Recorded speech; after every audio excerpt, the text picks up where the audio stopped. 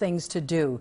During the COVID-19 pandemic, it appears getting help has become even harder, and that's why some community advocates want more to be done to help domestic violence victims. The I-Team's Lolita Lopez goes to the county for answers. Received a call from a victim who's literally in her car with her kids, no place to go, seeking shelter, leaving an abusive relationship. Tunisia Offray talked to us from her nonprofit organization, Shepherd's Door Domestic Violence Resource Center. It's a little challenging for us. Tunisia says the woman she talked to contacted her by email. They don't always have phones. That's why being able to physically come to the location has always been a great way to help service. As the I-Team first reported, in the first 7 days of the LA County stay-at-home order, the number of domestic violence cases increased significantly before leveling off, according to LAPD data.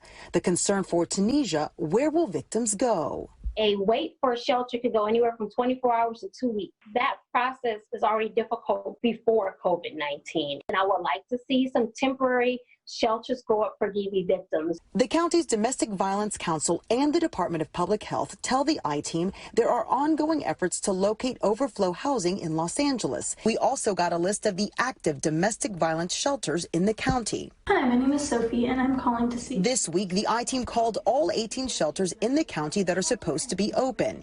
6 shelters told us they continue accepting people, doing health screenings or asking specific health questions over the phone. 3 shelters told us they are too full to take in new people.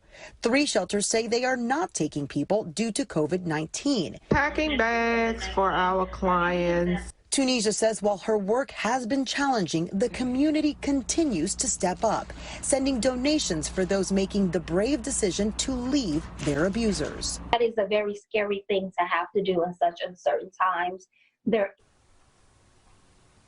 And she stresses that there is help. Of course, if you're in an emergency, you're asked to call 911. But there's also the LA County's domestic violence hotline number. It's 24/7 and confidential. You can get answers to questions about legal service and restraining orders. There's also the national domestic violence hotline numbers, and we want to put those on your screen right now so you can take a look. Advocates also give us this advice. For family and friends who think that a loved one may be experiencing domestic violence, they ask you to reach out to them and ask yes or no answers to them. Also, maybe create a safe word. So if that word is used, that person needs help. Back here alive, Tunisia tells me that the woman with her children in that car have still not found a shelter at last check. Lolita Lopez, NBC4 News. Guys, back to you.